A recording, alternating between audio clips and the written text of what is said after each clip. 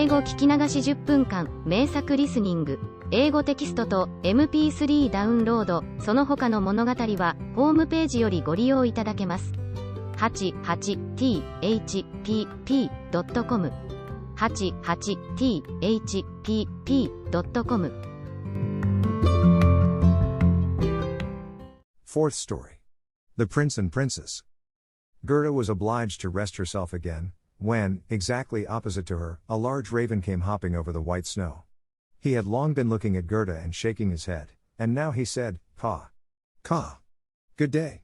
Good day." He could not say it better, but he felt a sympathy for the little girl, and asked her where she was going all alone. The word alone Gerda understood quite well, and felt how much was expressed by it, so she told the raven her whole history, and asked if he had not seen Kay. The raven nodded very gravely, and said, "It may be, it may be." "What, do you really think so?" cried the little girl, and she nearly squeezed the raven to death, so much did she kiss him. "Gently, gently," said the raven. "I think I know, I think that it may be little Kay. But now he has forgotten you for the princess." "Does he live with a princess?" asked Gerda. "Yes, listen," said the raven, "but it will be difficult for me to speak your language. If you understand the raven language I can tell you better." "No, I have not learnt it," said Gerda, "but my grandmother understands it, and she can speak gibberish too. I wish I had learnt it." "No matter," said the raven, "I will tell you as well as I can, however, it will be bad enough." And then he told all he knew.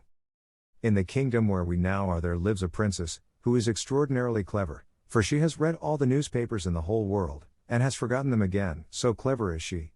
She was lately, it is said, sitting on her throne, which is not very amusing after all, when she began humming an old tune, and it was just, 'Oh, why should I not be married?'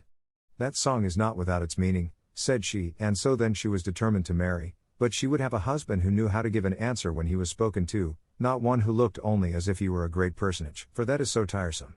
She then had all the ladies of the court drum together, and when they heard her intention, all were very pleased, and said, "We are very glad to hear it, it is the very thing we were thinking of." "You may believe every word I say," said the raven, "for I have a tame sweetheart that hops about in the palace quite free, and it was she who told me all this." The newspapers appeared forthwith with a border of hearts and the initials of the princess, and therein you might read that every good-looking young man was at liberty to come to the palace and speak to the princess, and he who spoke in such wise as showed he felt himself at home there, that one the princess would choose for her husband. "Yes, yes," said the raven, "you may believe it, it is as true as I am sitting here." People came in crowds, there was a crush and a hurry, but no one was successful either on the first or second day. They could all talk well enough when they were out in the street, but as soon as they came inside the palace gates, and saw the guard richly dressed in silver, and the lackeys in gold on the staircase, and the large illuminated saloons, then they were abashed, and when they stood before the throne on which the princess was sitting, all they could do was to repeat the last word they had uttered, and to hear it again did not interest her very much. It was just as if the people within were under a charm, and had fallen into a trance till they came out again into the street, for then, oh, then, they could chatter enough. There was a whole row of them standing from the town gates to the palace. "I was there myself to look," said the raven. "They grew hungry and thirsty, but from the palace they got nothing whatever, not even a glass of water. Some of the cleverest, it is true, had taken bread and butter with them, but none shared it with his neighbor, for each thought, 'Let him look hungry, and then the princess won't have him.'" "But Kay, little Kay," said Gerda, "when did he come? Was he among the number?" "Patience, patience, we are just come to him. It was on the third day when a little personage without horse or equipage came marching right boldly up to the palace. His eyes shone like yours, he had beautiful long hair, but his clothes were very shabby." "That was Kay," cried Gerda, with a voice of delight. "Oh, now I've found him!"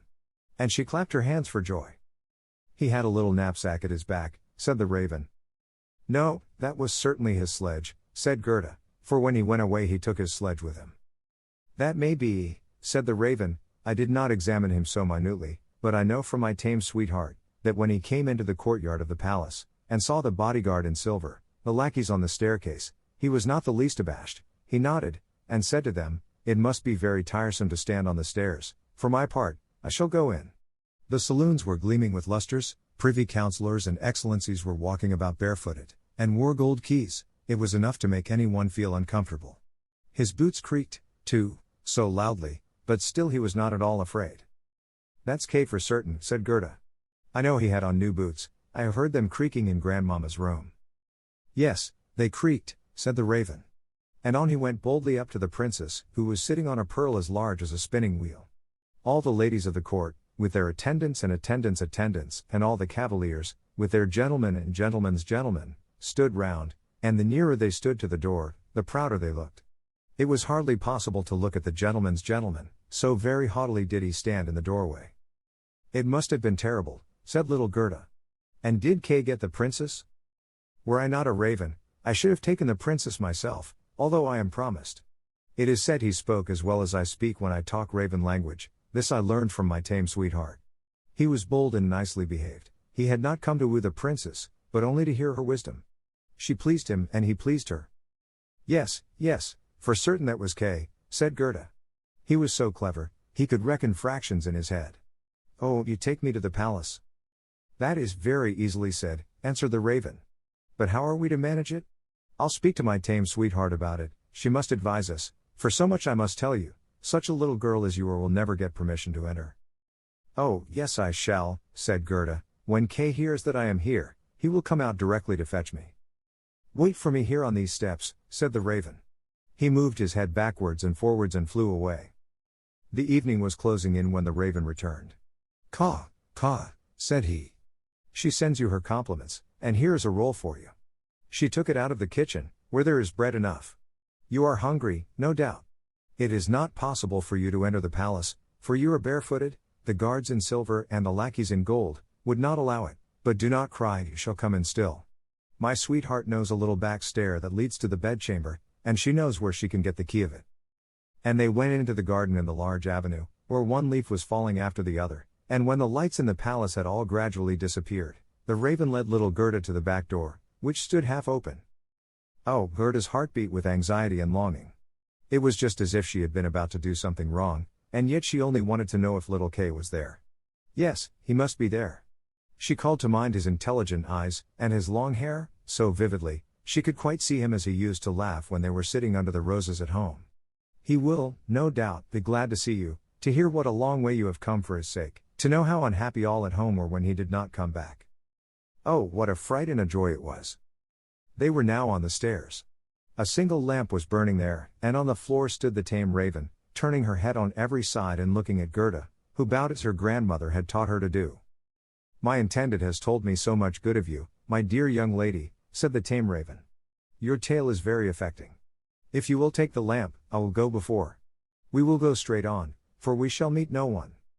I think there is somebody just behind us, said Gerda, and something rushed past. It was like shadowy figures on the wall, horses with flowing manes and thin legs, huntsmen, ladies and gentlemen on horseback. They are only dreams, said the raven. They come to fetch the thoughts of the high personages to the chase. 'Tis well, for now you can observe them in bed all the better. But let me find, when you enjoy honor and distinction, that you possess a grateful heart. Tut! That's not worth talking about, said the raven of the woods. They now entered the first saloon, which was of rose-colored satin, with artificial flowers on the wall. Here the dreams were rushing past, but they hastened by so quickly that Gerda could not see the high personages. One hall was more magnificent than the other, one might indeed well be abashed, and at last they came into the bedchamber. The ceiling of the room resembled a large palm tree with leaves of glass, of costly glass, and in the middle, from a thick golden stem, hung two beds, each of which resembled a lily. One was white, and in this lay the princess, the other was red, and it was here that Gerda was to look for little Kay. She bent back one of the red leaves, and saw a brown neck. Oh! That was Kay. She called him quite loud by name, held the lamp towards him, the dreams rushed back again into the chamber, he awoke, turned his head, and it was not little Kay. The prince was only like him about the neck, but he was young and handsome. And out of the white lily leaves the princess peeped, too, and asked what was the matter. Then little Gerda cried, and told her whole history, and all that the ravens had done for her. Poor little thing, said the prince and the princess. They praised the ravens very much, and told them they were not at all angry with them, but they were not to do so again. However, they should have a reward. Will you fly about here at liberty, asked the princess, or would you like to have a fixed appointment as court ravens, with all the broken bits from the kitchen? And both the ravens nodded, and begged for a fixed appointment, for they thought of their old age, and said, it is a good thing to have a provision for our old days. And the prince got up and let Gerda sleep in his bed, and more than this he could not do. She folded her little hands and thought, how good men and animals are. And she then fell asleep and slept soundly. All the dreams flew in again, and they now looked like the angels. They drew a little sledge, in which little Case sat and nodded his head. But the whole was only a dream, and therefore it all vanished as soon as she awoke. The next day she was dressed from head to foot in silk and velvet. They offered to let her stay at the palace, and lead a happy life, but she begged to have a little carriage with a horse in front, and for a small pair of shoes. Then, she said, she would again go forth in the wide world and look for Kay. Shoes and a muff were given her. She was, too, dressed very nicely, and when she was about to set off, a new carriage stopped before the door. It was of pure gold, and the arms of the prince and princess shone like a star upon it. The coachman, the footman, and the outriders, for outriders were there, too, all wore golden crowns. The prince and the princess assisted her into the carriage themselves, and wished her all success. The raven of the woods, who was now married, accompanied her for the first 3 miles. He sat beside Gerda, for he could not bear riding backwards. The other raven stood in the doorway, and flapped her wings. She could not accompany Gerda, because she suffered from headaches since she had had a fixed appointment and ate so much. The carriage was lined inside with sugar plums, and in the seats were fruits and gingerbread. Farewell!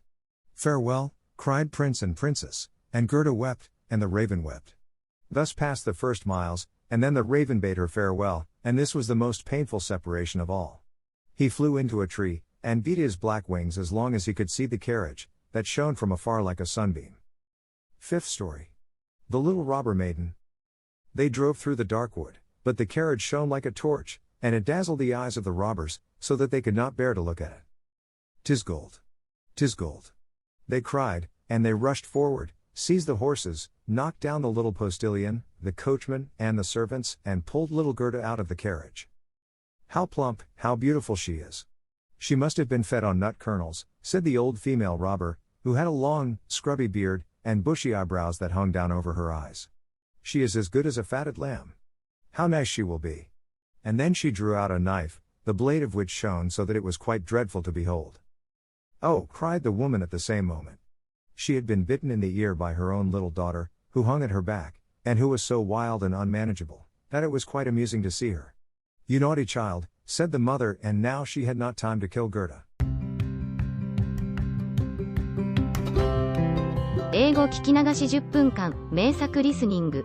英語テキストと MP3 ダウンロード、その他の物語は、ホームページよりご利用いただけます。88thpp.com 88thpp.com